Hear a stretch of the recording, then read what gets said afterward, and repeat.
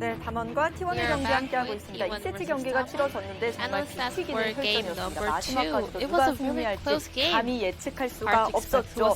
픽에서 예상됐던 부분일까요? 어땠는지 뒷부분 생각 먼저 들어볼게요. 조합 자체가 담원이 또 한타 때 굉장히 파괴력이 강력한 ability was really incredible. That's the point that Damwon was focusing on. So actually T1 was the side that felt a lot of pressure going into the late game. However, as Perks pulled off a great game on LeBlanc, FLICKR also did a great work. 이런 식으로 처음엔 예상을 했었습니다.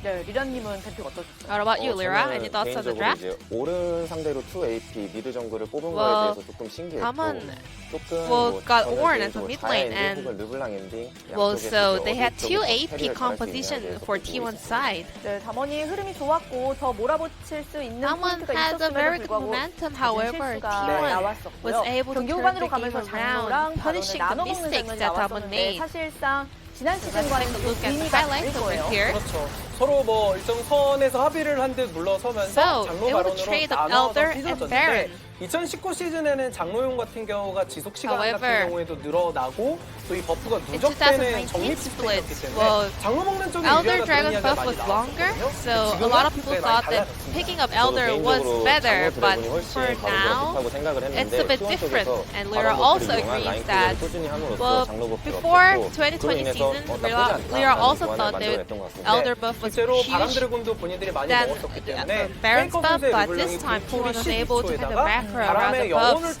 with the Baron buff on the minions.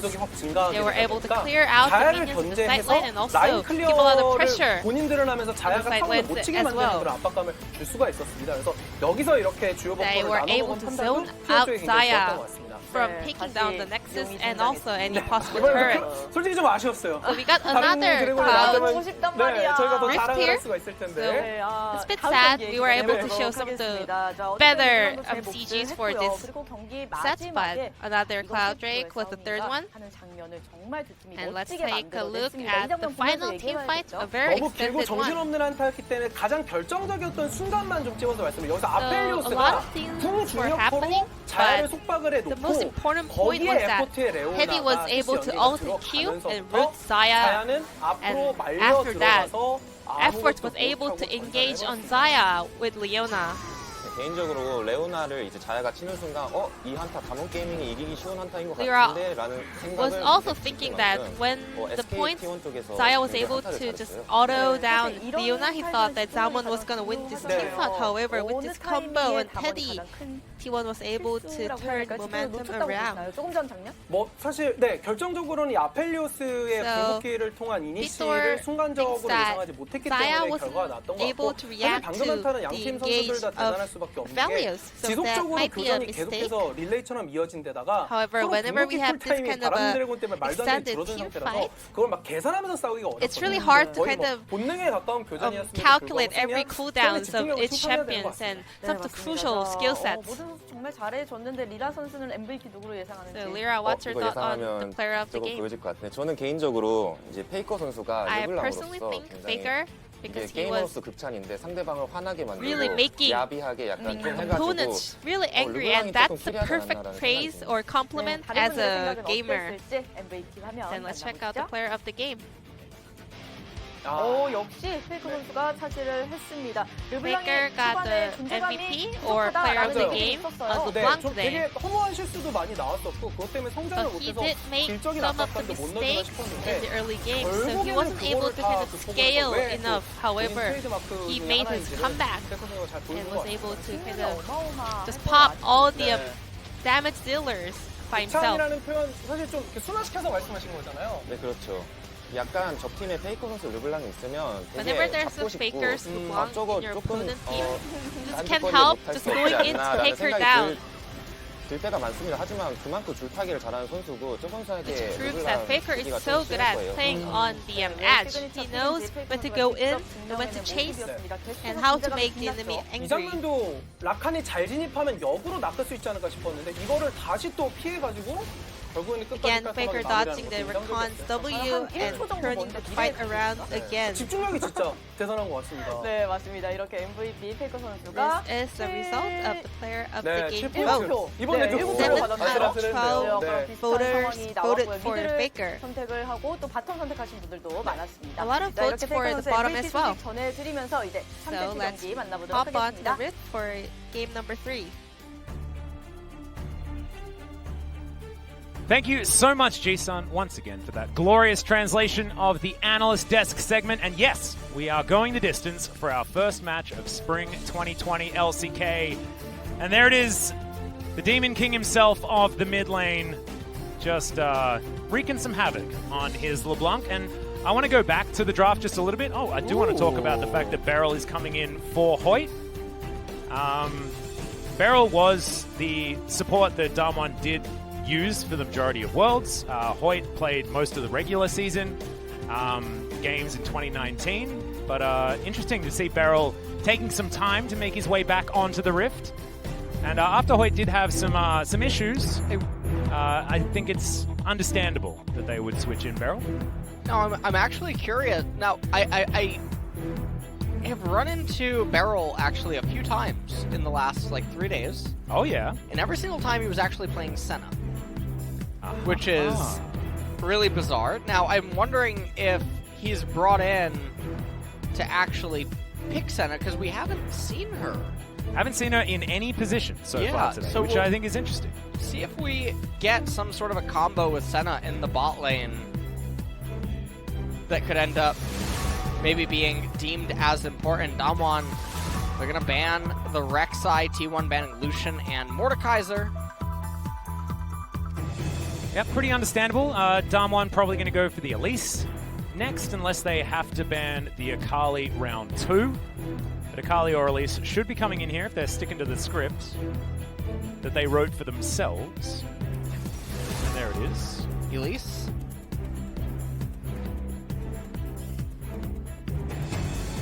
And it looks like we've got a lot of handshaking when it comes to the 80 carry picks as well, because these teams really are set in their bans. I like Talia.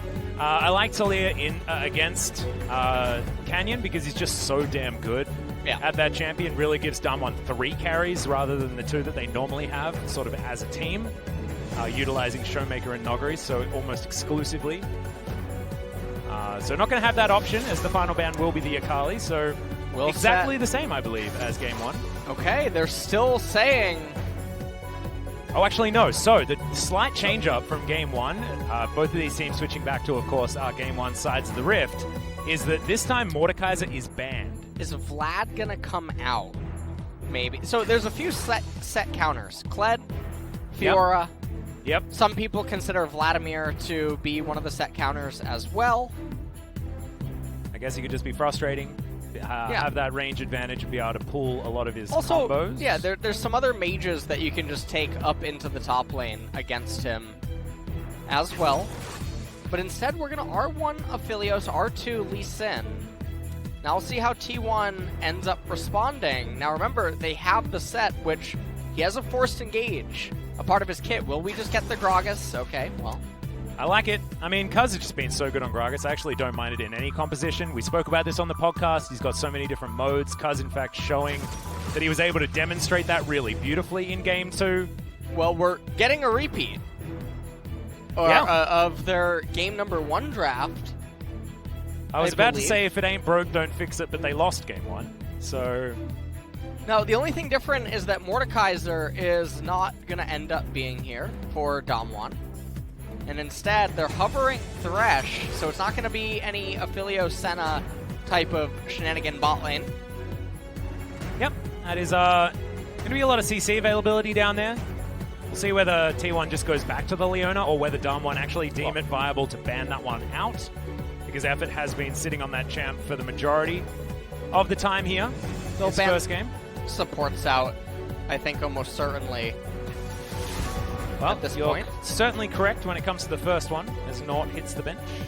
And then DAMWON, it's actually really hard to pinch. I mean, T1, it's actually pretty hard to pinch. Maybe they'll continue to try to ban away their theorized set counters like Aatrox or something of that nature. Instead, actually, Gonna be the Syndra banned away. Yep, this is what they failed to ban in this game in comparison to the first game. So just going to get rid of it.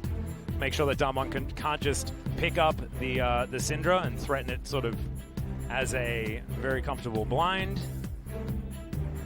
FLICKR just not wanting to deal with it. LeBlanc taken away. Understandable. Because FLICKR hard carried on it when he shouldn't have been able to. Much is FLICKR's want to do. Now the final ban being looked for here for T1. Will it be the Renekton to try and alleviate some of Roach's issues potentially on the top side, or whether it'll be something else instead? It's gonna end up being the Rise. So on R4 here, if you can actually pick a champion that can go into both lanes, that's gonna be the most ideal. So a mid-top flex champion of some sort would be really good, but we'll see what DAMWON want to end up doing. Or you could just pick your top laner because you know that going up against Set. Okay, so it's not a Set counter in lane, it's a Set counter in theme. Got it. The longer that the game goes, Kayle will eventually invalidate Set almost as a champion. Once she does obviously get access to her range form, then she does actually start bullying him inside of the lane. Kayle still is Snail, however, so we're probably going to be in for a long one. I wouldn't be surprised if DAMWON pair this with yet another scaling champion. What is going... the potential scaling picks... Oh, that is mid lane Tristana. Or top lane. Yeah. And then mid lane Set would be coming. Interesting. The multi-flex solo lane Tristana or Misfortune, theoretically. This is definitely a peculiar spot here. Cassiopeia, I talked about this in game number 1. Lots of low-range champions on the side of T1 that have to be close quarter combat, but instead they're actually going to shuffle over to Orianna. And champions like Orianna, Azir, Zoe, things of those nature, they've been coming back into the meta because everything that was good keeps getting hit. Yep. And in 10.3, things that are good get hit again. And so when this keeps happening, generally the champions that they themselves suck too, but their kit is really good. It's the meta checkers, right? Like Victor, Orianna, those sort of that's a really good term. Yeah. That's basically what those champions are. They're in the grave, and then once in a blue moon, the meta just sort of gets nerfed to a point where they're like, it's my time again. Yeah, my time to shine. Get me back in there. Well, it's like Pennywise or something. Well, Orianna is back there, this time for Showmaker, and DAMWON showing that once again they do have a lot of scaling availability on their squad. They weren't even able to utilize it in Game 2, but it did work out in Game number 1. T1 now with a very interesting composition that they put together for themselves, but certainly a lot of mobility from the jungle mid position, and can be catching out this DAMWON squad pretty comfortably. So let's see whether they'll be able to, and see whether FLICKR keeps the fire alive in his boots that he had in game number 2 with that hard carry LeBlanc performance. Basically, this game is going to be the motto once again for DAMWON. They're the ones with the better scaling. They're the ones that need to just be patient. Yeah. And not try to into the opponent. And if they can do that, they've set themselves up again with yet another draft win. Let's not int. That's going to be the strategy here as we're in to game 3. T1 wanting to wrap it up and take away a first victory here in the LCK for 2020. A lot of the fans had some doubts about this roster, and a win here would certainly help silence some of those. As we got a level 1 planned. Effort thinking about getting a hook available and has already skilled it, but not going to find any cheeky Lee Sins. Just going to get some deep vision to make sure that they know exactly where Canyon is going to be starting. Mirrored wards here for DAMWON on the bottom side as well. And Nogri, with his fleet footwork available to himself, is just hanging out, ready to help give a leash to his jungler, who will be starting topside. Mirrored starts here on the red buffs for both junglers. Well, we'll see what Gragas can end up doing. Now, I will say that this time around, he does have the ability to go Glass Cannon. He can actually go Sork Pen Boots with Oblivion Orb and probably deal true damage to most of the targets. Well. As, yeah, we're going to have a mid lane set. Now, Orianna is actually a rough matchup for set. So we'll see how Roach is going to play this. He's gone Aftershock here on him. Also has Shield Bash, and now he's taking Cosmic Insight and Magical Boots. So definitely some strange runes. Yeah, that's an odd one. See whether that means that this is going to be Roach playing more of that tank set, initiator type style. This way he can have the Aftershock when he dives himself into the backline. But you do need to build tank stats to make Aftershock really work for you now. It has been certainly changed, so it's not like the Lissandras of the world can take it so much anymore. Do you miss Lissandra? No. What? Absolutely not.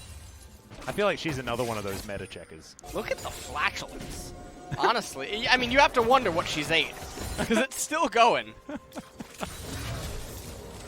Oh, man. Now, here's a question I have for you. Okay, go. Is Summoner's Rift underwater? You see those it's bubbles? in the sky. You don't know that. Yeah, I do. You can No, you see don't. you can see the ground in the distance. This could be like that park that goes under. You know what I'm talking about? So you're talking about like those the mountain melts the ice, right? No, but also if you've watched the Megalodon movie, you know, it's about that sub-sea under the sea in the Mariana Trench or whatever. Yes. And you can't break that open, otherwise you'll get the big shark to come out. Exactly what I'm talking about, Alice, and I'm really glad that you're following up on it. I watch terrible movies just so I can follow up on stuff like that, just for you. I actually watched that in the movie theaters. I regretted it the entire time. Yeah, that's not a great choice. Yeah, that was definitely something. Well, FLICKR, now able to play pretty aggressively here in this lane. Probably a large reason as to why he allocated himself up here. A lot of damage. He took a cheeky turret shot. I like that. Nuggery's doing a pretty good job at keeping up in the CS department. Good spacing by Showmaker. Actually failing to really bully Roach, though.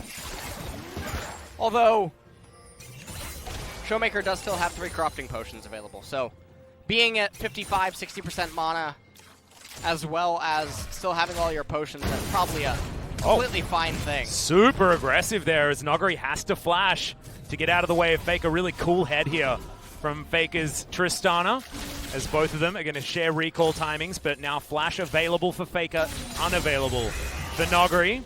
Teleport there for the Kayle though, so assuming Nuggery can now pick up this minion wave and put his wave into a position that he wants it, possibly a slight advantage if no jungle attention is going to be given to the top lane in the next 5 minutes. The other thing about this is Infernal Dragon's the first one of the game. It is super important to both of these teams. Obviously, Kayle. I have a feeling DAMWON's going to want it a little bit more than T1, given the fact that they want to be waiting as long as possible to win this game. Yeah. But I do see what you're talking about. Double AD carry certainly lends itself to having more stats. And also, in this game, Canyon, he doesn't really have an obligation to do anything. It's mostly just to try to match and counter gank the Gragas at all points. If he can find something, it's most likely going to be through mid or bot lane. Not likely through top. And you can see Nuggery at this exact moment. He has to respect Predator Gragas because he's flashless. And so this means that he has to concede this XP, and you can just see the spacing that Faker's doing. Is this a freeze? Well, it is a freeze. Alice, okay. Do we do that in the LCK? You see, I thought freezes were disabled in the LCK. This is a forbidden tactic. Okay. Now, it's what's a lost happening style. here? I think it's a lost style, isn't it? Yeah, it is a lost style. Yeah. You know. So, what's happening is Nuggery, due to the inability to approach the wave for fear of being collapsed on by the enemy jungler, has to sit outside the range of experience as well as be incapable of getting farm. So it's really weird how that works. It's sort of like, sort of like an embargo. Yeah. So they're getting starved. But now the wave is unlocked. It's pushing back in. However, Nuggery has unlocked Super Saiyan 1. Yep, does have the ranged form. I think I'd call it KO Can. It's not quite Super Saiyan just I like yet. that. As the exhaust comes down on the bottom side, but we're having a look at this teleport from Showmaker moving into the top side of the map, unable to lock down Cuz in any way, shape, or form. He predated to get himself out of there. And now it's Roach that's caught out of position, gets himself a huge shield and punches Showmaker with it. Oh! But there's the showstopper onto Canyon. Barrel comes down. Canyon might have to tank up a turret shot, but the command attack not going to be able to kill Roach. The Q is there, but Canyon not going to suffer the Lee Syndrome and is going to get out. So close to a first blood, but so far we're neck and neck. Yeah, and I mean, they end up making out, though, in the sense that they get 2 really key flashes, actually. And it's occurring nearing the end of the early game phase, or at least the first half of it. Yep. And so Dragon rotations, Herald, things of that nature, obviously something to pay attention to. Orianna, with that lost chapter, with the corrupting potions, going to be able to start expending a lot of mana. And yet again, Roach, with the Black Cleaver build, I don't know, Cotton. Yeah, we'll see how it works out for him. You know, it's a strategy. Is it a strategy? It's a risky strategy. Okay. I don't actually remember the exact dodgeball quote. I'm really sorry, everyone. I've let everyone down. It's all right. Oh, Cuz going to go back home, see what he can build up. As he's got a lot of lanes that he can gank. Nogari's still got a minute or 2 on that flash before it comes available. And Showmaker as well. 3/4 of the cooldown still remain. So Faker up here, flash available. Can get the flash buster shot stuff happening if he would like to. So I want to take this moment because now we've had 3 set games, 1 Trinity Force, double Black Cleaver yet again. Yeah. The thing I want to talk about Black Cleaver, for people that are wondering why am I criticizing it so heavily, Set aims to deal true damage with his Haymaker inside of team fights. Set also does not just stand there and punch one target over and over and over. And even if he can, Black Cleaver, once you get it fully stacked, 24% armor shred. So against targets that aren't building armor, let's say they have 80, 90 armor, you're only getting 19, a little bit over 20 pen, which is the equivalency of a lethality item. Whereas Trinity Force, the Spellblade proc will deal more damage than the Black Cleaver armor shred can grant you, and you'll get attack speed, and you'll get movement speed, which will help Set reposition in fights, which is what he tries to do. Because he's not just sitting there left-righting people all over. He's trying to reposition for Aziz, reposition for additional haymakers, etc. And also, given the fact that Roach has built this more team-fighty type style, it lends itself even more to just getting the showstopper and diving on in. Now we understand why they picked this, by the way, as the barrel comes down. Great ult there from Nogari, but is it going to be enough to keep him alive? As he's just getting punted around. Faker surviving, dives on back, not enough to kill him with that last auto. He had the potion ticking, that's why we click on our potions, ladies and gentlemen. And first blood goes to Faker on the top side of the map for T1. They ended up losing Infernal Dragon, but they're going to get a lot of acceleration on this Tristana. This is going to be a 5-plate, first turret blood Tristana. And it's Faker on Tristana, so... That's the scary thing. We know that when Faker's in form, he's like no other player, as Effort was looking to try and mind game Nuclear there. Nuclear just doesn't press the lantern. Let's have a look at this one more time. Faker's pro view. 배팅이 먼저.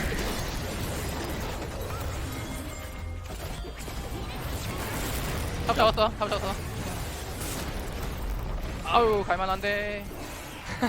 잘하고. So good job at the end. I like how he says good job instead of being terrified of the fact that that last minion auto got him down to single-digit health. Yeah. It was all calculated, guys. It's what happens when you're Faker level. Now Barrel looking to do a lantern play here. Teddy and Effort both have... Oh, man. Yeah, Cuz is in position, but is the counter hook going to be there? Effort flashes himself back. Bullet time comes down. Canyon gets the heal from Nuclear and survives. Nuclear picks up one of the kills. As now, that boot back from the barrel, probably enough to secure him a double. Showmaker grabs the kill for himself, and that's a bit of a catastrophic error there on T1's side. What a punt out of Canyon. I thought the Effort was actually just going to collide into the wall, but... Yeah, that was actually really strange, because Canyon didn't even make it over the wall. That was really bizarre. I think the barrel from Cuz, though, that just did not quite work out, making Nuclear even closer in order to lock down the kills. That was a rocket jump. Never mind, we'll see this again. Let's look at this one more time. The spacing had to be so clean right there in order to intentionally get the Blitzcrank over the wall. And so just imagine the leg on that Lee Sin. He probably played soccer growing up. Never mind, that actually wasn't some sort of error. He decided that he wanted to do that because the Q was already activated and decided to hit an early resonating strike to leave the kill available for the Aphelios. That's super clutch from Canyon. He's been playing some really clean Lee Sin so far today, continuing that in this game. Set now has the Black Cleaver completed, Blade of the Ruined King on the Tristana. And now, at this point, we're going to enter into a little bit of a lull state as we take a look at a replay. Yeah, something happened as Showmaker takes a lot of damage, and then he gets turned around on, and FLICKR very close to falling here in the mid lane. Doesn't actually. We cut the video, and as you can see, there's no one there. I thought the last tick might have been enough, but not going to happen. Thankfully, he had some lifesteal in his build at that stage, given the Blade of the Ruined King has been completed now. And this Tristana is just shredding through turret plates, getting so much gold and amplification going into the mid-game. Roach going to come over here and actually find Nuguri. Yeah. And now who's going to win the fight? Yeah, Roach gets it. Good haymaker, and that's just going to be a leash from Nuguri. Didn't have the rest of his team over there. And greedily tries to take that red before he's strong enough to fend off any opposition. Play comes in, but misses the hook. And now Effort finds himself in an odd position. The pullback after the kick comes in, and that's what was supposed to happen last time.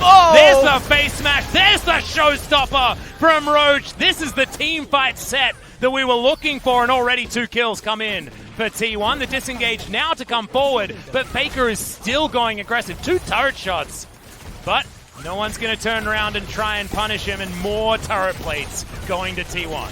And this is really, really, really big at this point. T1 are getting quite far ahead right now. They're up 2 and almost a 1,500 gold. Tristana thinks she's going to be able to get that last plate. She will. And probably even going to be able to actually get the turret. T1's also going to be able to pick up the Mountain Dragon for themselves. And so at the end of this, they're ahead 3,000 gold. They're probably going to be... Whoa, he's ahead by more than a BF sword over Showmaker. Yeah, it's quite a very Not that Showmaker would build a BF sword, but still, yeah, it is a big one. Canyon trying to do a kick right there, but then Gragas just in the right place at the right time. Did you watch Effort as well? He got the knock-up to interrupt the safeguard that secured the first kill. Really beautiful stuff. As we've got even Drakes once again, and another Cloud Soul. Come on! We want to show a different thing for our analyst desk, LS. It's not raining. Yeah, that's true. It was snowing, so I guess it was snowing. Cloudy makes more sense. It does make more sense. Thank you. Get with the times. Yeah, I mean, you're the one wearing white. That's true. You know? That's true. I guess I should understand the cloudiness and the snow. But this has been a snowless winter, dude. This is the first day of snow was yesterday, and it's February. Yeah. It's not fair. I'm from Australia. I don't get to see snow. I'm now in a country that gets snow. No snow. It's a disaster. It's not what I wanted. How was your visit back to Australia? It was great. Was it? It was lovely to see the family, you know. All right. It was a bit smoky over there. Okay. But otherwise, it was all right. And thankfully, you know, none of my family were too affected by the fires. Made sure that we were certainly donating where we could to try and help the fire awareness. Feel like we've gone from catastrophe to catastrophe. Yeah. Traveling from Australia to here in Korea, where the coronavirus has certainly found a few targets. Doing what we can. I beg your pardon? I believe there's 15 right now. Yeah, I think 15 or 16, yeah, cases so far. But a lot of people being very diligent. You'll go onto the train and everyone has a face mask. So doing our very best to try and keep everyone safe. Public metro and just people in public in general is actually... Where I'm living right now in Incheon, or Bucheon, there's actually not a lot of people when you go outside. Even the PC bongs are Yeah, it's sort of like a unusually more where empty. you live type place rather than Yeah. a where you go. So Yeah. like the amount of street life isn't necessarily as high. I'm towards the Hongdae area, so don't worry, there's everyone everywhere all the time. So the face mask a little bit more necessary in my neck of the woods. Bullet time coming in here from Teddy to clear out this minion wave and does so very effectively. And you can see Roach on the top side. That's a big ability for one poor cannon creep, but securing them cannons, always worthy. As FLICKR is just putting together his checkbook, you know? His investment is certainly working out so far. As you can see, damage dealt also something that FLICKR has been able to take care of. And it was the early game that was a bit of a miss for FLICKR in game 2. Yeah. But game 1, he is hard carry on a champion that also scales very well. So. Yeah. Tristana and MF are two of the scaling components here for T1. And then obviously Gragas, which I'm really surprised he didn't do what I mentioned, just getting the Sorkpen boots, getting the Oblivion Orb, and dealing true damage. Look at Kale's magic resistance, it's 38, so yeah, with the boots and with... And I believe Aphelios has one of the lowest base magic resists in the game as well, so it works very, very well against him. Hopefully At the we same see time, when it pans to it. Yep. He has a base, like, tiny number of MR.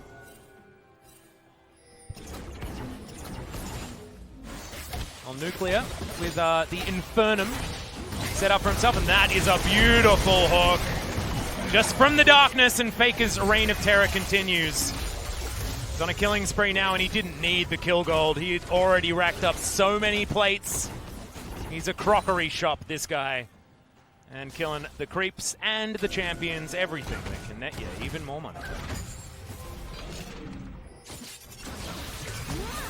And now, at this point in the game, T1, they're ahead just over 4,000 gold. All of it really on that Tristana. And so as long as they can keep FLICKR safe, they're likely going to be able to get the Cloud Drake. And it's going to come down to the Baron. So, DAMWON, they're not out of the game yet. They're still scaling up. They're still waiting. FLICKR's playing this like it's a co-op versus AI, you know, where you're just running around the map to each minion wave and destroying it. Trying to get as much money. He's speed running to like the most money possible, which I believe is a category. I remember Achilles and I came up with a new category, which is speed clearing all the turrets. Okay. And that is now officially registered. All right. So I wonder whether, you know, try to get to 10,000 gold is another category in the speed running of League of Legends, which I didn't know was a thing until then, but it is. You know what I thought of when I was in the taxi What? on the way over here today? I was thinking about efficiency in League, and then I thought, can you imagine if speedrunners cleared or did jungle clears? Oh yeah, like because speed run like jungle, like first clears and stuff like that. I just imagine they would take it a lot more serious than pro junglers would. Yeah, maybe. In terms of just I'm raw like, efficiency, because one of the biggest examples of clear discrepancies actually happens on the Karthus. Yeah. If you're really good at him, you can clear anywhere from 259 to 305. Tends to be where it's at. If you're really bad at him, you tend to finish around 320. And that's massive when you consider it. Yeah. I remember back to... Did you watch Stonewall videos back in the day? No. He was a guy that, before jungle was even really a thing, was already writing guides on how to... Because I joined LoL in Season 4. Yeah, so this was like Season 2 and 3 was his heyday, where he basically put out a video of how fast you could jungle on basically every champion. He had one of like jungling everything before like... This was at a time where it was difficult for some people to get around jungling with Warwick, you know? Because the jungle was just more difficult of a thing to do back then. Didn't the jungle hurt? Oh yeah, a lot. It actually hurt, yeah. And jungling wasn't even a thing that you necessarily had to do in like Season 1. Like, jungling towards the end of Season 1 was when it was really affirmed, but the beginning it was the Wild West, man. You could do whatever the heck you wanted. And he was the guy that we'd look to, and like I think that's the closest representation of what like speed clearing the jungle was back then. Yeah. I don't know whether there's someone out there now that's sort of taken his place. I haven't seen too many Stonewall videos recently. There's a few names that have certainly been and gone here in our 10-year-old game. And I guess the other thing in this game right now is T1 are just playing really patient. This is actually this is normally the part of the game where I start talking about the forbidden F word. Oh no. No, not that one. Okay. Yeah. Which one? Yeah. Yeah. Oh. Yeah, that one. But we're just playing ping pong, and when you're playing ping pong, you'll notice that the gold has kind of locked in terms of the gap between both teams. Obviously, T1 gets slight incremental amounts, but like for instance, Showmaker didn't need to eat this wave immediately. Yeah. Could have actually denied FLICKR several minions of this incoming wave. And if you do that repeatedly over and over and over, it ends up equating to a kill. Yep. But we don't have players doing that. However, because T1 are just playing ping pong with all the side lanes over and over, Kale's getting to scale, Orianna's getting to scale, and sure, T1 keeps getting resources and stuff, but they can't just up and start the Baron. Ooh, nice safeguard there from Canyon. Doesn't even need to use a flash. The thing I do want to point out, I guess, is like a slight counterpoint, is that now T1 can do stuff like this because they have the inner turret mid taken. They can basically deny things like Raptors and Wolves over and over again.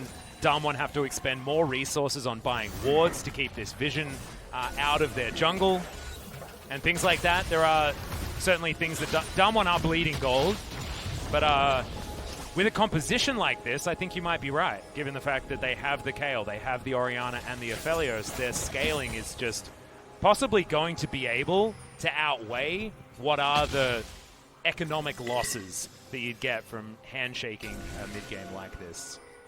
We'll just see whether T1 can actually force the issue, because they do need to get to a point where they're comfortable of taking a fight before DAMWON can really get that true level up, because Nogari's going to get towards Super Saiyan 2 really, really fast. Yeah. Well, he's already actually at No, Super KO Saiyan can, 2. Super Saiyan 1, Super Saiyan 2. Oh, okay. Yeah. Okay. And Super Saiyan 2 is the Cell games. Yeah, and that's like The best. my favorite. Yeah. I liked Freezer a lot because like that first moment where Goku hit Super Saiyan was the so 3 episode cool. long Super Saiyan? Yeah. Yeah, that was... It was certainly a bit Have of you a watched any ride. Super?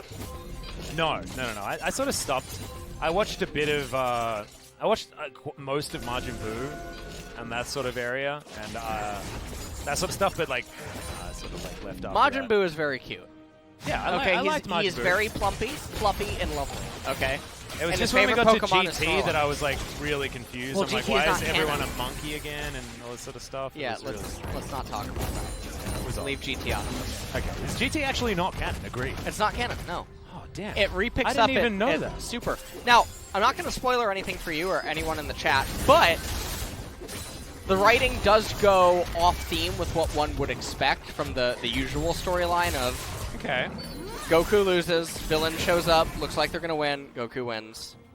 Oh wow. Goku loses, villain shows up, Goku gets stronger, Goku wins. You know how Yeah. they repeat that for about Yeah. 4 sagas? Yeah. But that's what I'm used to. Super you know? finally deviates from it. Oh, I don't want But that. I'm not gonna- I'm That's not not gonna Dragon leave. Ball Z.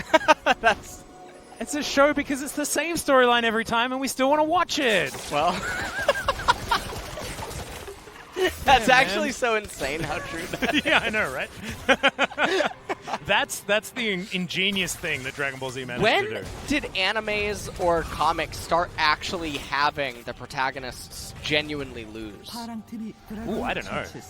Because I'm actually personally a huge fan of heel turns. Oh, yeah. Or face turns. Like, do you follow The Walking Dead? Yeah, I watched it. Yeah. Okay, well, it's not The Walking Dead anymore, it's the Negan show.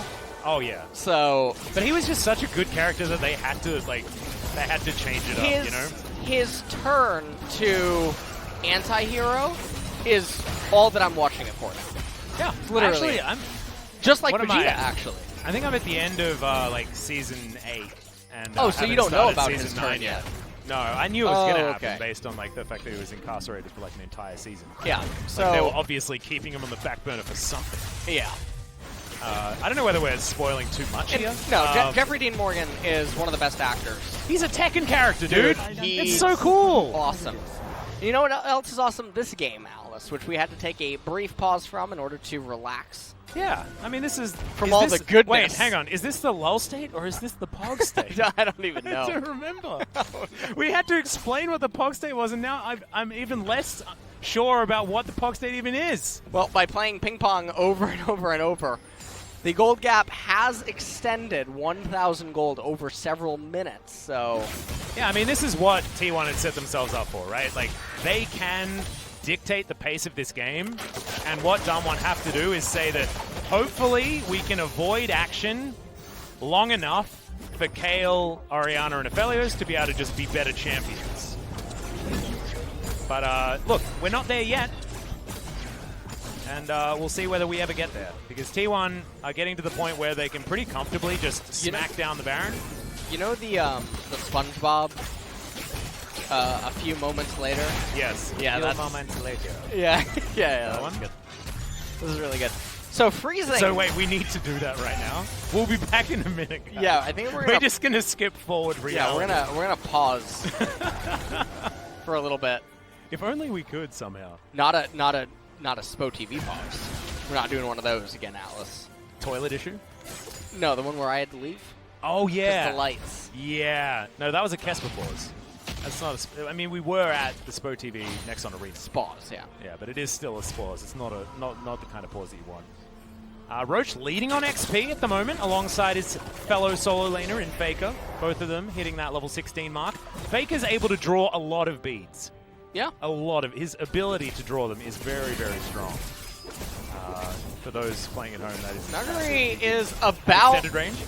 to ascend, and there it is. That's Super Saiyan 2. You can actually tell by the glowingness. That's the electricity. Yeah, because it can't be Super Saiyan 3, can it? Because, like, No, she not unless doesn't she get would, like- longer hair. Yeah, well, maybe they'll make a skin. I think that you just gave them a great idea. Yeah, there we go. But it is pretty perfect for Super Saiyan 2 because you get more of those extra electricities. Yeah. Nice. Here's a question. What if LOL... No, they can't do that. I was going to say, what if they increase the level cap? As a way to balance things. They add one extra... No, that's just way too chaotic. That seems crazy. Yeah. As Epic going to take a bit of damage there. DAMWON hot on the heels of T1, but you can see they're not super happy yet to try and take a fight, unless Showmaker can line up a free shockwave on everyone. Which I doubt he's going to get given the opportunity to. Roach is going that tank set that we were talking about.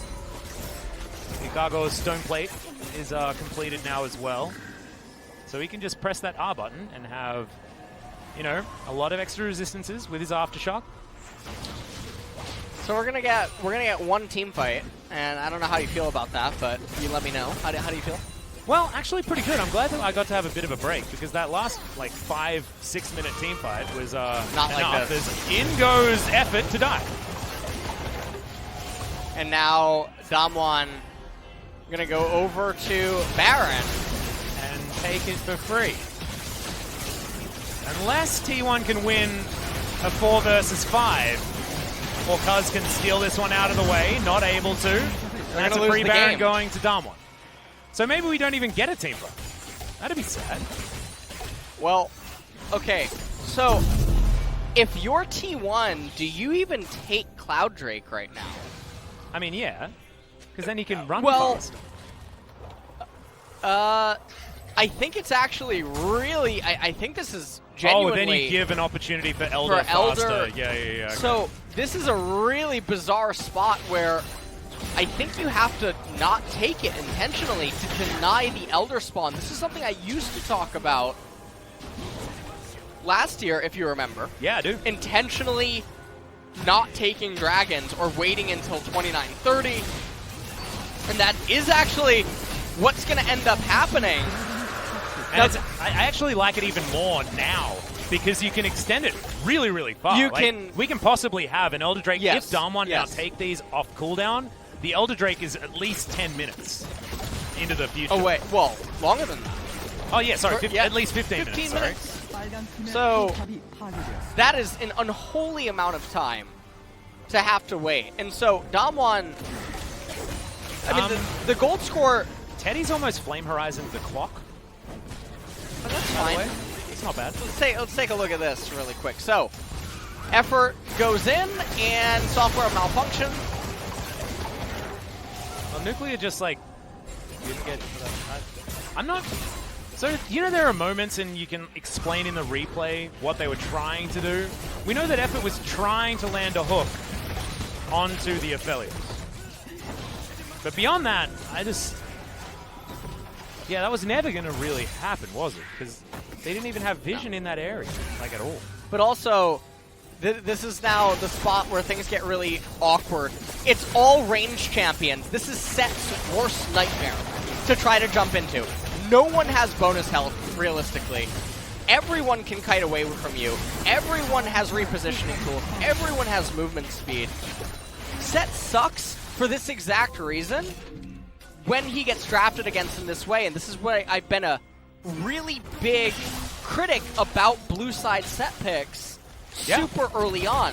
I have no problem with him coming in on B4, B5 inside of the draft, but when you B1 him, and then something like this ends up happening, it definitely can start to highlight some of his weaknesses, but also show you, well, you can just recalibrate your draft and adjust it and then sort of invalidate one of their champions. It's another thing that, you know, on the podcast that we have going on, I talked about. Yeah, this was a perfect highlight of exactly what you were talking about on the podcast, of Set just not having enough modes to validate his B1 priority pick. Yeah. And unless he's severely overtuned, because sometimes that does exist. Yeah. Sometimes a champion only has one mode, but they're do it overtuned. so well, right? Yeah. They're so overtuned that it just doesn't matter. Well, T1 had a pretty linear gold expansion, as you saw during their denial of the jungle camps and the incredible amount of inaction that was happening. They still have that 4,000 gold lead. That's the Vigil that flies down. Gravitum, of course, meaning that a lot of CC is available, and Teddy had to use his Mercurial Scimitar. But otherwise not going to find too much, as DAMWON now, they're getting aggressive. The hook is going to come in, Cuz body slams out of the way, as Roach wants to try and stop Noggery, but he can't do it. Super Saiyan 2, too strong.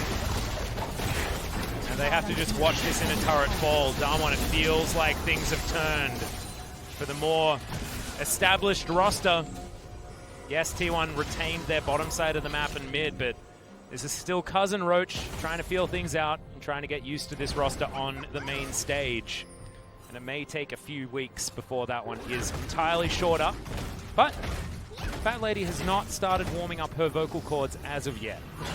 And we still have a 4,000 gold lead for T1. And Gragas has the Oblivion Orb, by the way, heading towards, I'm assuming, Morello.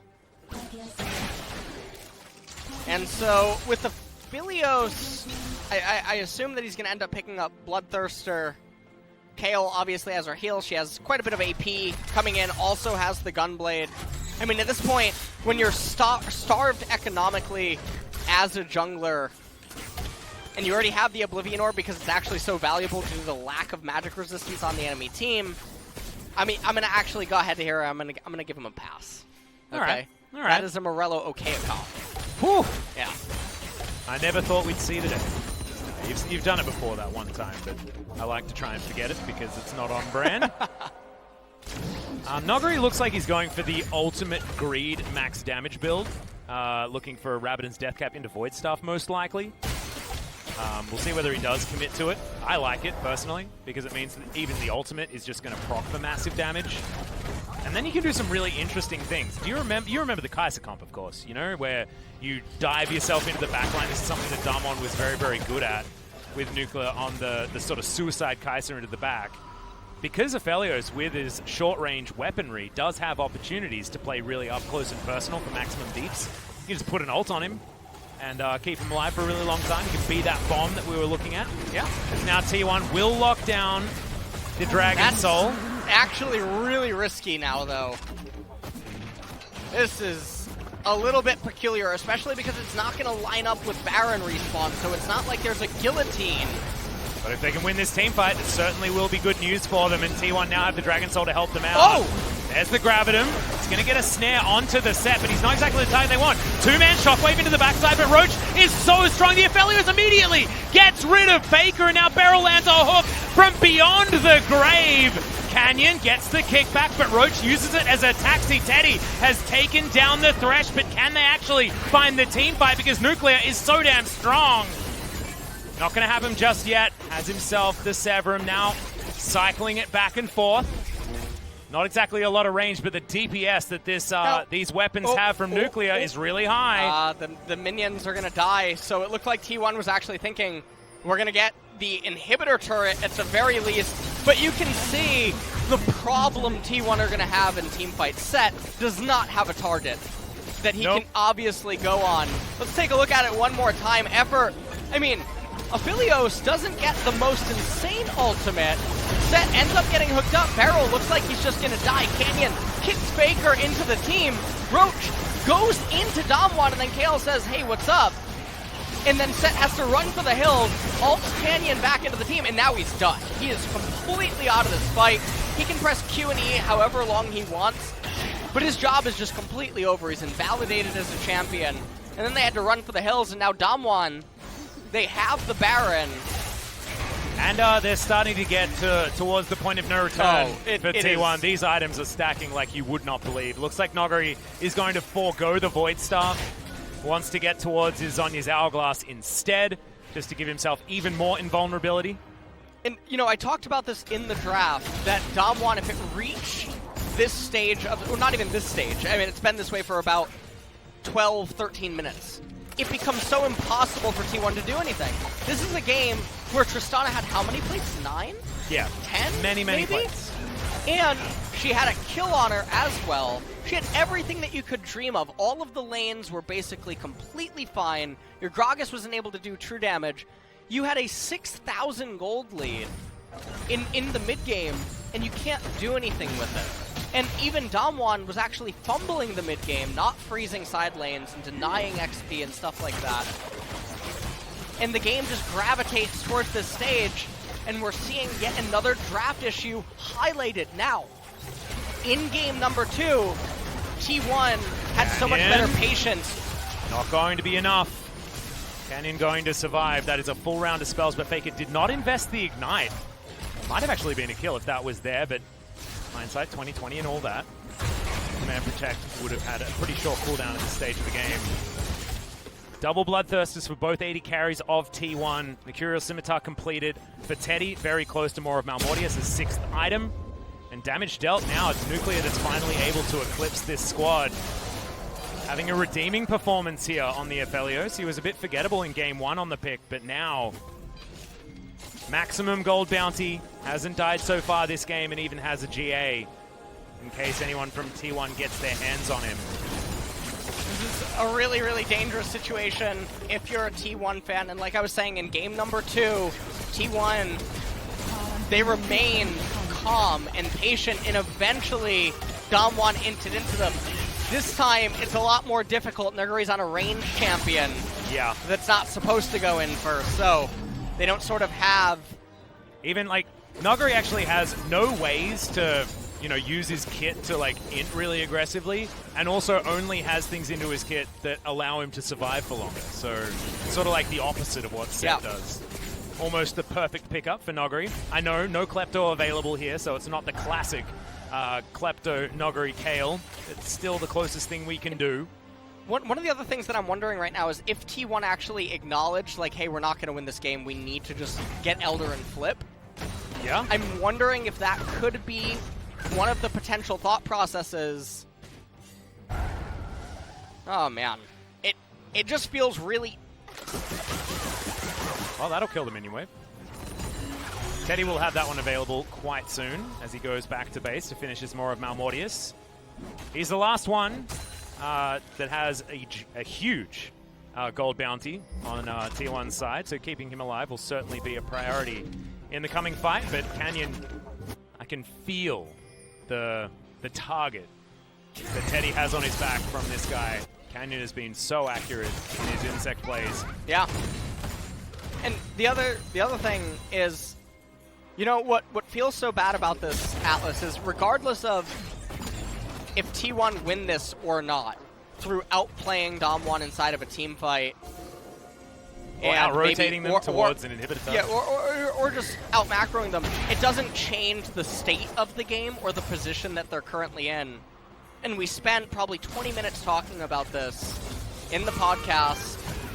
Yeah. And it just, I hope it's really not a foreshadowing of what's to come for the rest of Spring Split, because in the podcast, I talked about this very thing plaguing this team.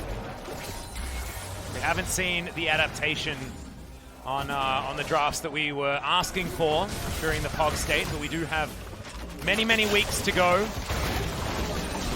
As, okay, that's the ultimate. That's going to start things off here. Effort taking a lot of damage. Q is going to register. Possible taxi into the back line, but that is going to be the disengage, getting Noguri out of the fight, and the ultimate now on cooldown. Great Buster shot there from FLICKR. No!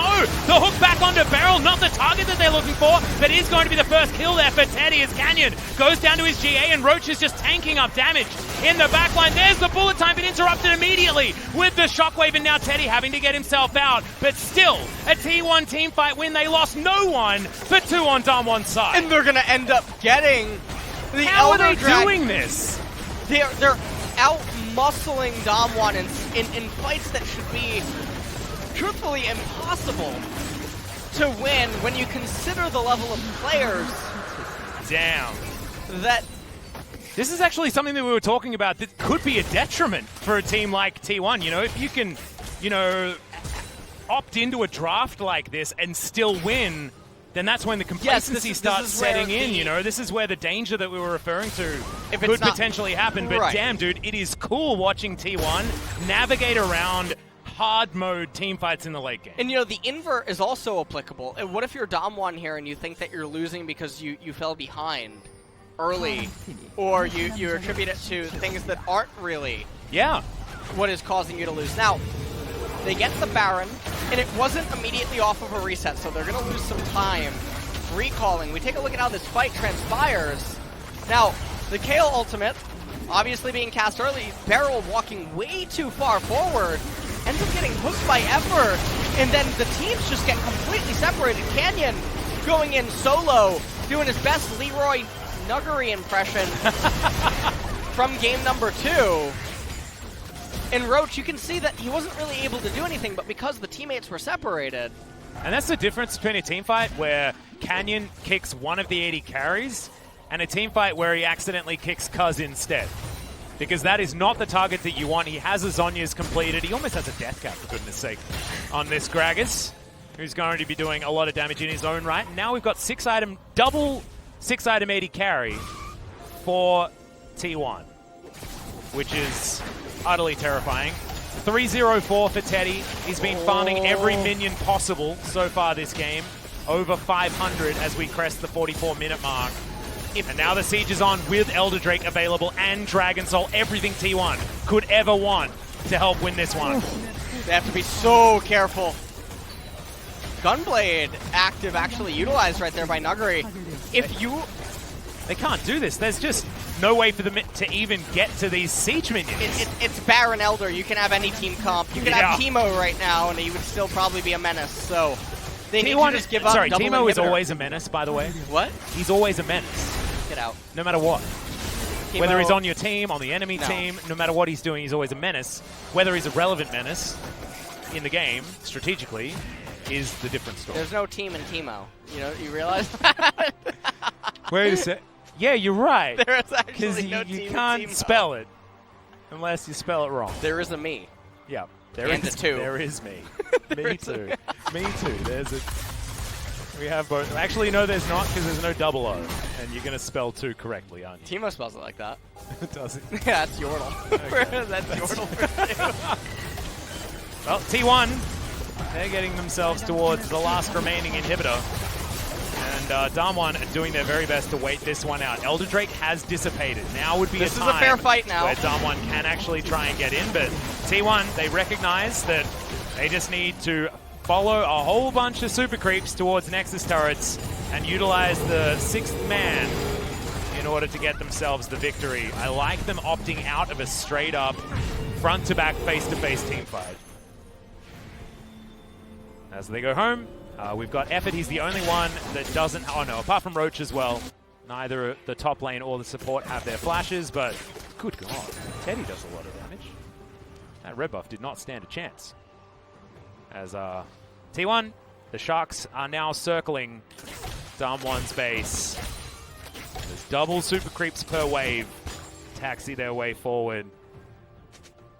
Waves in decent spots here, as DAMWON do have to deal with this mid lane wave first. And as top and bot crash, should be a moment for T1 to just break down the front door. Try and take some Nexus turrets with their exorbitant amount of turret damage. But it's not over until it's over.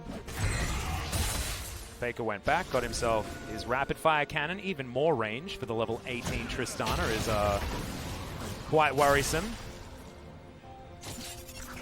And so with all the super minions collapsing, one of the waves is obviously misaligned.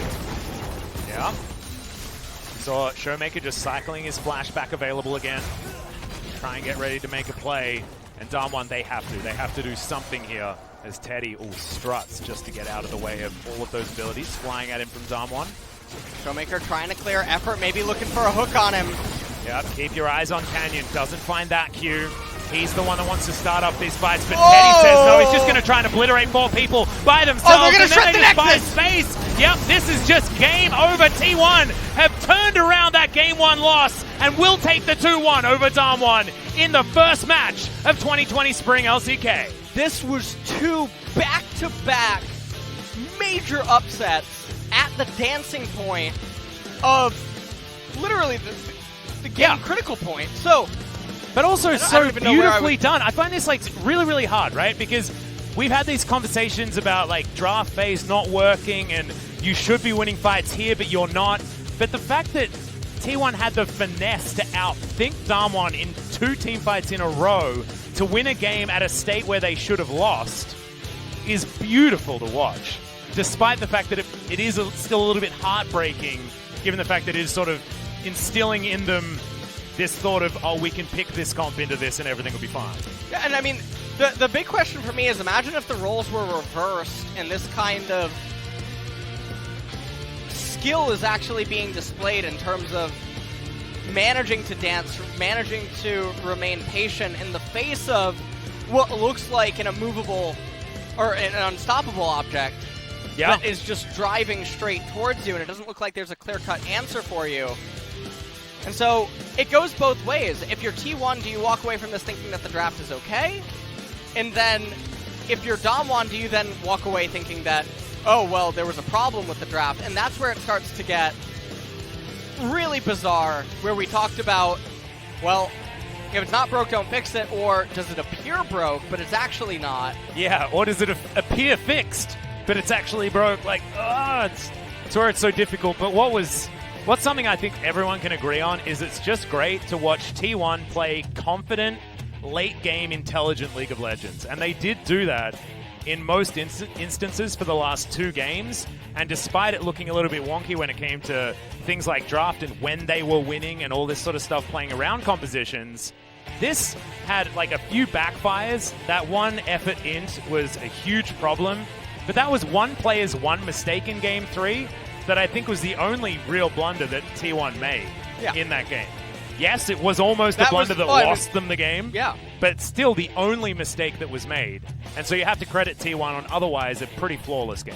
Yeah, I mean, it was really, really impressive. The game number 2 and game number 3 had extremely similar vibes to it, where they lost control of the game, the enemy team composition was online. It was clearly very scary, but all it took at the end was the Blitzcrank pull, Canyon going in while his team was separated. Some people, they might attribute it to Set. It had nothing to do with Set. Going in at the 3 champions, absolutely not. Blitzcrank dies, Canyon dies, they lose the Elder, they lose the Baron, they lose 3 inhibitors. And then, at the very end, DAMWON kept trying to just posture, and then T1 said, you know what, I'll just take your Nexus. Yeah, that last fight was actually really beautifully done from Canyon. He still had some of these beautiful moments as FLICKR and Showmaker having a bit of a face-off here in the mid lane, but none of them actually falling, as this moment, effort made up for that one almost game-losing play with that interrupt to lock down that first kill, and we saw Tank Set really come into his own for almost the first and only time in this game, in that particular fight. I think that was blind from effort. Well played. And this was that one moment that we were talking about. The big colossal error was made up for in the end after what was a continuation of that problem. this is where it really just looked like, well, this was the turning point. Yeah, it was. Yeah, this was where Slightly prior DAMWON to should have this. been able to just get themselves into a winning scenario, given the fact This that is they did where have all of these scaling champions. They and all. stabilized, they brought the game back to being winnable, and then right prior to the Elder Dragon, we don't actually get it in the replay. Kale had options to just actually stay in a side lane and then join the fight later via teleport, but didn't end up trying to play out that sequence, even though there's no realistic answer to her in a side lane. We never saw that quite be utilized, and this was the parting team fight. The Blitz hook into the Thresh Canyon, not realizing that his teammates weren't going to follow up. 3라인 들어가. 1분 16초. Yeah. Listening in to the players here on the final push. 그냥 궁 한번 쓸게 나 이거. I wish I could understand the Korean, because I wanted to hear whether they're like, no, let's just not fight, boot them away. 바뀌겠다. 바뀌겠다. Oh, 타워 잡아. 타워 잡아. 오케이. 타워. 야 근데 점사. I liked it from Effort as well. He goes in, gets the silence just to allow that extra couple of seconds for their 280 carries to win the team fight, and to just win the game by killing the Nexus. Sometimes you have to notice that you don't have to win a fight to win the game, and that's exactly what T1 did there towards the end. So you can see that blip of Effort's error towards the 38-minute mark, but otherwise it was pretty smooth sailing, as you saw, up until 28-30 minutes. So T1 are victorious 2-1 over DAMWON. DAMWON, the only team to really stay together after the off-season. Yes, Zephyr comes in as coach over Coach Kim. And I felt like we didn't really have that many opportunities to talk about the switch up of coaching style, but I have a feeling that even Coach Kim is going to change and adapt his style as well, because they have a lot of different analysts that are now looking at other regions, now doing a lot of research outside of Korea, which is not something that historically Korean teams have been doing. So Coach Kim having to work with a few extra friends this time around. So it's going to be FLICKR that picks up player of the game, player of the set actually. And yes, he got kicked back by Canyon a couple of times, but this survival was amazing, and his ability to take most of the plates on the map and then be the second 80 carry that T1 needed. Certainly beautiful to watch. So FLICKR earning himself the double MVP, putting himself on the board. Yeah, top of the board. Yeah, top of the board. And there's a chance that he'll still be top at the end of tonight. So we need another back-to-back MVP performance, and his ex-teammate could be the one to theoretically do it, as Clit is going to take the stage alongside his new teammates in Gen G with their cool new jerseys as well. Certainly looking fly after their update from the off-season. Fly, unfortunately, no longer on the team, so that pun didn't work. That pun did not work. Leave it to Freak. Yeah, a Freak. Huh? That was close to being a decent. That was almost close. Yeah, That was almost I didn't close. quite make it work, but you understood the thought process, and I'm glad that that's all that matters. We're just getting ready for an interview with FLICKR back-to-back MVP holder, and I'm actually really excited about this in sort of a selfish way, because I want to hear from FLICKR what it was like over in T1 during the off-season and things like that. I know they got up to a lot of stuff, judging by T1's YouTube channel, but will certainly be fun to hear from him. So let's waste no more time and throw it over to Ji-sun for some interview translation, as I'm slowing down because I'm pretty sure we're ready to head down there ASAP, and I'm like counting down in my head. Here we go. Interview time. So take it away, Ji-sun. T1이 8승승 역전승을 차지했습니다. 오늘 단독 MVP 차지한 FLICKR, the solo MVP to celebrate T1's first match of the split. It feels really awkward without the fans cheering for you. So, any message for the fans? Well, fans weren't able to make it to the arena, but I'll always appreciate all the support from my fans. And thanks to you guys, I was able to get this win. So, T1, actually the game was not easy. And also, in the pre-made content, Cuz also mentioned that it will take some time for you guys to kind of gel into as a team, but you guys did manage to get a win. Well, result is what's really important, you know? So I'm really satisfied with the result that we got the win, but in terms of team fight and also my personal mistakes were not really clean, so we have to work on it. So, the biggest issue of this match was the trade of the coaching staff, Zephyr and Coach Kim. So for Coach Kim helping us to understand DAMWON gaming, it was definitely really helpful because he knew the play styles and also habits of the players. So during our preparation, we got a lot of help from his information.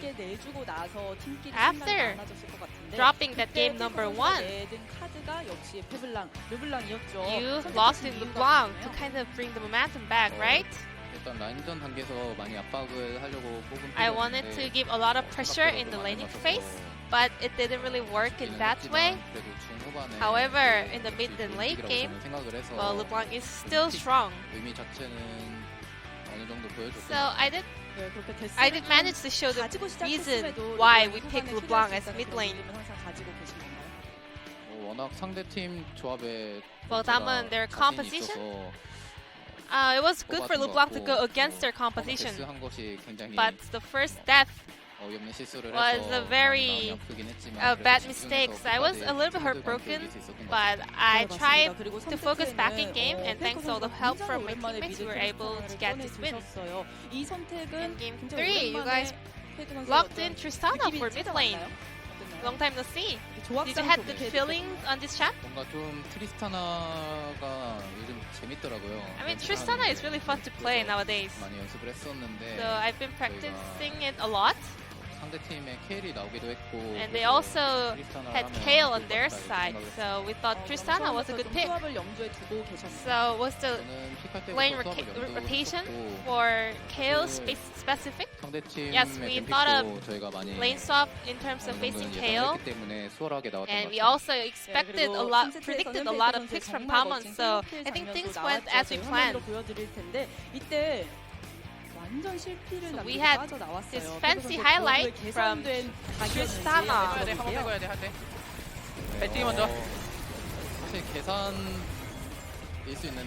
Well, I can't say I calculated it, but it was stronger than I thought, to be honest.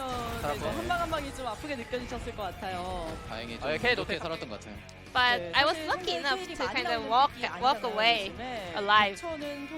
However, Kale is not a mainstream champion. How were you able to fight against it? Well, I did face it a lot at Worlds, so there was no big problem. And during the practice, we faced a lot of diversity of a lot of champions, so I think we are always ready for any kinds of champions. So for the Korean fans, Tristana, how do you call it? Tita or Tiri?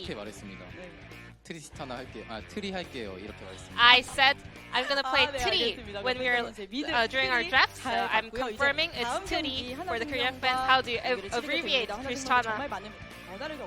So you're going up against Hana Life Esports in your upcoming series. In 2 days, we are going against Hana Life.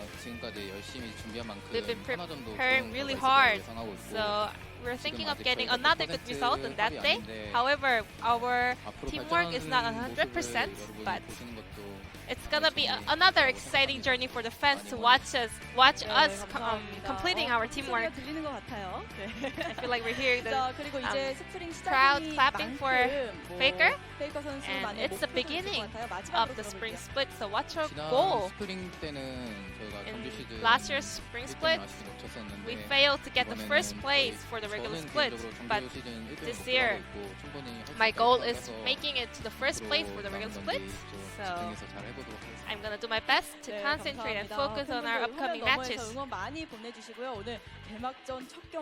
this will be the first interview of 2020 LCK, and I'm gonna hand it back to our casters. Thank you.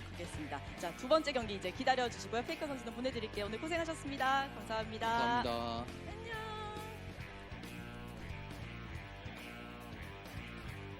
Thank you so much, Ji-sun, for the interview translation. Great to hear from FLICKR. That is going to conclude our first series of the night. What's this? What's happening right now? I'm sorry. To be honest, I thought you had like an idea planned, and then you just stayed there, and I'm like, well, I guess there's just no plan. I hadn't noticed, but I gravitated over to you. I was using my gravitum. Yeah. Oh, I get it. Yeah. Oh, you just get an Aphelios joke? Oh, Latios. Latios. Yeah, Latios. Latios. Latios. Latios. Latios. Latios. Latios. Latios. Latios. Latios. Latios. Yeah, Latios? Latios. I still think you're talking about the Pokemon. Latias or Latios? I guess it doesn't. I guess it'll just depend. I don't even on remember, whether he's yeah. blue or red, given the skin that he chose. Also. What if it's a shiny? Not entirely sure, but thankfully we're being saved by the bell. Stick around, guys, because we've got Genji versus KT right after the break. It's going to be starting 9 p.m. KST. It's about 30 minutes or something like that. So go grab something to eat, grab a coffee, something like that, and we'll see you after the break.